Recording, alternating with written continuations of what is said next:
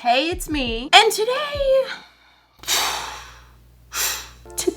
Today I start on a project that I have been waiting to do for months. Simply months. I have had this idea in my head for so long, and I just wanted to wait until I could really put the time into it and focus on this because it means so much to me. I don't know if you're gonna care, but I really am into this idea. On my channel over the years, I've made a lot of characters. I make characters. Some are squishies, some are paintings, some are drawings, some are digital drawings. They're nesting dolls. They're sculptures. They're stuck in things. They're stuck on things. They exist in a huge variety of different ways. So I thought it would be really cool if I could just create a universe of characters where they all exist in the same format. I could bring existing characters and translate them into this new format. I could invent new characters in this format. Are you tracking? Are you getting excited? Please tell me you said yes. Just wait. I had this idea and I'm like, yeah, clearly all I have to do is invent a whole new universe of character existence utilizing the hundreds of character designs that I already have and inventing more. That sounds really easy. I wanted to use a method that would allow me to create a base character that I could then add to and customize and change into different characters, but it would always start with the same base and I could replicate that character base very quickly, like a factory, like a character factory. I wanted to create a factory. So I tried. This turned out to be a nightmare. And hey, when I say nightmare, I mean a night terror. The method that I chose to accomplish this, I've never done it before. Things went wrong at several different points. Does it say part 1 on this video? Yes, it does, because I ran into some issues. That being said, welcome to the creation of the Emmy character universe. It starts now. Do you feel it? Do you feel that ceremony? It's special! I'm really trying to get y'all hype because I'm hype. My nails, however, are not. You may have noticed the past few weeks of nudity. A fresh coat of nail polish is drying on my nails as we speak. The nudity ends soon. Anyway, my short little boy nails are actually going to serve me well today because I'm working with clay. And before you jump to conclusions and think, oh, so she's just gonna sculpt each character out of clay. No! Please stop guessing. You're insulting me. This is only phase 1 of many. And oh, look at this. Look at me. I'm learning. For once, I remember to shove some aluminum foil in the center of my sculpture to save on clay.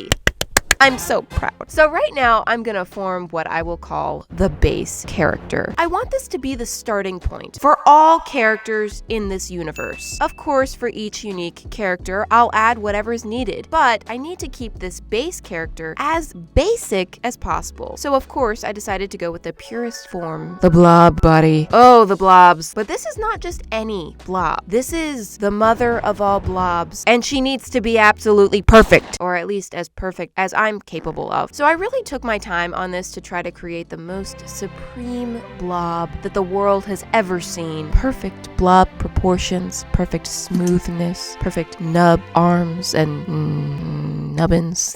And here, this is her, Mama Blob. In reality, it's a pretty basic shape and it's got lots of imperfections. But hey, I really did try, okay? Once that completely dried, I'm gonna take some gloss varnish and just apply that thickly all over Mama Blob. Feels a little bit strange because usually the glossy varnish is the final step to the process, but ooh, we're just getting started here. I ended up applying several coats of that. I really want to completely seal and protect Mama Blob here. She is about to birth an entire universe. Things could get messy. Ugh, gosh. Yuck. Step 2, I'm getting out a piece of foam board. Here you go, Mama. This is your birthing bed. Step 3 is using this clay, and it's a different kind of clay. It's sulfur-free, non-drying, castable plastiline. Okay. Also, it's hard as a rock. I had never worked with this type of clay before, and let me tell you, I hate it. This is like the worst, most awful, horrible substance. It's super firm, but also sticky, and it stinks. Literally, smells like raw ground beef. Wonderful, magical. Basically, my goal here is to create a little clay nest for the blob. Building up right around the halfway point of her body, I'm going to create a 2-part mold. Aha! A mold. I bet you didn't see that coming. Wait, did you see that coming? Maybe it was obvious. Now, I have never done this before. I found a video explaining this technique for a 2-part mold, and 100% of my knowledge on mold making comes from that one video. I watched the video, she made it look easy, although Anyway, I'm following her guidance. Step by miserable step. I didn't know it yet, but I hate mold making. After almost an hour of fiddling with this foul-smelling gunk, this is what I made. Isn't it beautiful? I love it. So then I just started cleaning up Mama Blob with some Q-tips and water. Okay, and then step 5, I think. I need to stop listing steps. I'm losing track already. I'm taking this bolt, right? This is a bolt, right? Is this a bolt? And I'm creating what are called keys. Look at me, I'm educating. I'm an educator. Really just regurgitating information from that one video. If she had called them baboogies, I'd be sitting here telling you, These are called the boogies. basically, you have to create kind of a puzzle situation where the two sides of the mold fit together. Next, I'm gonna start building a box around this whole thing out of foam board. I wanna seal any gaps, so I started smushing the clay down into the crevices, and in that process, I'm ruining the keys. so I just re-smoothed all of that out, and I'm gonna make my box first by hot gluing all the walls up, and then I re-add in the keys once we're all set. Good. Now, that was crisis number 1 of 4. Spoiler, they get progressively worse. Once the box is formed and I've piled on hot glue to prevent leakage, may want to add a little bit more. I don't think so. No? Okay, my mistake. Now, to create the silicone, you have to mix a part A and part B together and then stir that mixture around very thoroughly and very quickly, because this mixture will actually start to cure and turn into silicone in just 6 minutes. Now, for the only fun part of this entire process, pour the goop into the box. And yes, we arrive at crisis number 2 and 3. Number 2, I didn't make enough silicone. Her belly should not be showing like that. And crisis number 3, The box is leaking.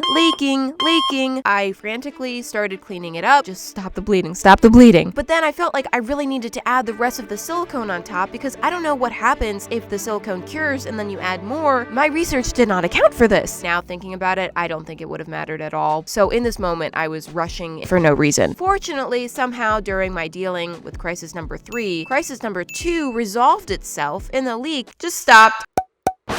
About an hour later, the silicone was cured, and it was time to completely rip apart this box. Now, I was looking forward to this part because I thought that it would be somewhat fun and satisfying, but it wasn't. It got a lot messier and gooier than expected. I waited over the amount of time that it should have taken. Why is it still gooey? It was just gross. Next, the nasty business of removing this now even gooier, beefy smelling clay. Finally, after digging into it, I was able to remove it in a couple big chunks. What I have created here is 1/2 of a mold, and it's time for the next phase, which is quite reminiscent of the first one. It's about to get repetitive. I'm building another box, this time with extra hot glue. We are sparing no expense here. I'm using all of it. So much hot glue. Then I needed a little bit of this mold release, just spritz inside the box, and doing that should keep the second half of the mold from sticking to this half.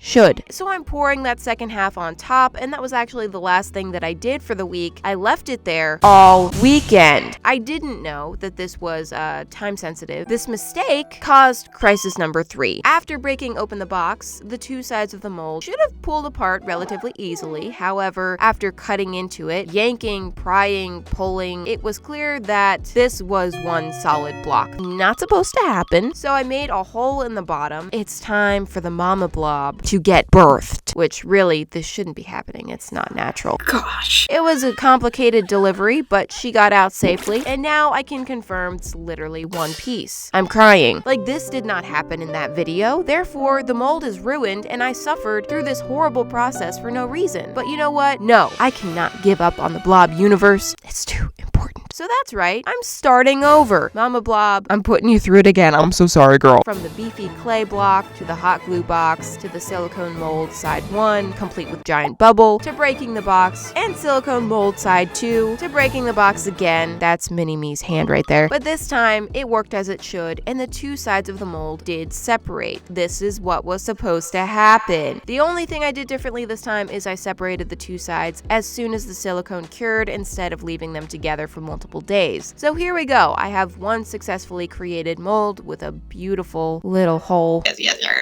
It's a nice one. And shout out to Mama Blob for all she went through. In the end, she was literally starting to deteriorate, and I just kind of helped it along there. No, I don't want to do that. That's disrespectful. She's gonna get a proper burial. Finally, we can move on to the next phase, which is beginning blob factory production. I bought this perfect casting material, which I assumed was pretty much the same thing as plaster, which I have worked with in the past. Open it up, can't really see, but it blew a big puff of dust. Clean that off. And I'm gonna rubber band together the mold to hold the two sides together. And while I'm at it, I took my failed mold, which I just hacked through with an X-Acto knife. Just out of curiosity, I want to see if this mold works at all. So I rubber banded that one up too. Now to create the casting material, I just followed the instructions on the bag, adding some powder to some water, stirring it up, pouring it into the mold, and oh, I forgot about this. Look, a surprise crisis number 4. Awesome. Apparently, I didn't secure the mold together well enough, and so it pooped. Let me just add a couple rubber bands to that. Also, I didn't make enough casts to fill up the mold. Wow, this is like major deja vu right here. I just make the same mistakes over again in different forms. So I mixed up some more, filled that up, and then I just threw the remainder that I had already mixed into my failure mold. I knew it wasn't gonna fill it up completely, but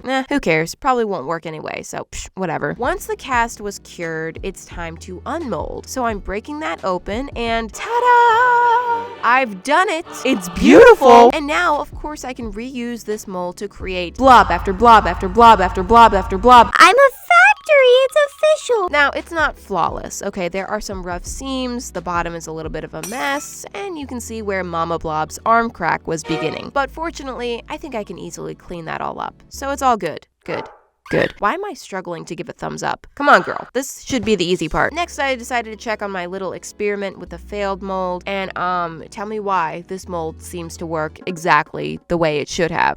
Except, well, of course, that it was underfilled, so he's only half of a blob. But I mean, I think this mold is actually fine. I didn't actually have to remake the entire mold. To confirm, I just whipped up another blob. Look at that. It works totally fine. Why would I think that it wouldn't? I'm so stupid. Yeah. On the bright side, having two perfectly functioning molds is gonna help me make blobs even faster. I mean, look at this. They're just being born one after another. Boom, boom, boom. And I'm loving it. I'm building an army of blobs. Together, we're gonna take over the world. Oh, and they're so cute. My evil plan is finally working. They do need some touch-ups, mostly the bottom and the seams and the little area under the arms. Also, this one turned out really holy. On to the cleanup process. This part is pretty easy. I can do most of it with this little sanding tool, just getting rid of that thick seam and any rough spots that are raised. Just a couple minutes and they're gone. Then I break out my clay and I can just use this to smooth over any deep dips or crevices, especially on the bottom. Bada bing. It's finished. I'm gonna use my clay to add on to this and create different characters. And the very first character I'm gonna create is, well, let me not say who each of these characters are yet. It'll be a surprise. But this one's a pretty lame surprise because if you know any of my characters at all, this is the one you know. I'll give you a hint. He's Pickle. Okay, it's Pickle. Yeah, sorry, it's just too obvious to even pretend. Oh my gosh, the tail. Just look at that little blob tail and the yes! Next, fresh new blob base. Who am I gonna create now? Let me just smooth out that rough bottom. It's actually kind of fun doing that, not gonna lie. And with this one, I'm going to create one of my newer characters that I'm currently obsessed with. I think a fair amount of you may be able to guess this one. The little wings and the fuzzy ears. I'm sure some of you will know. Then there's this one, which I actually think is quite challenging to guess because I didn't actually create this character in video. I have shown her in several of my videos, and she's got some pretty intricate accessories going on with this bow with a strawberry on the front of it. It was a little bit challenging to make, but even more problematic to actually attach and stick on, but there we go. I got this. I went ahead and textured the ears and added a tail. Once this dried, I could see that there were some little cracks and gaps, so I just took my puffy paint. This is feeling real familiar. I know it's not a squishy, but what can I say? Puffy paint, it's a magical multi-purpose tool. And the last character I'm preparing, you will definitely not be able to guess because She's new, and you've never met her. and at this point, I didn't even know what she really looked like. So I'm just adding some little ears on there, and that'll be it for this one. And now, the background color has changed to pink, which means this is the end of part 1, and this is where we will start part 2 next week, when I actually get to paint these things and create the first batch of characters in my Blob universe. It was a lot of struggle this week, but please come back next week to see how these actually turn out. Thank you so much for watching, and I'll see you next Friday. Bye!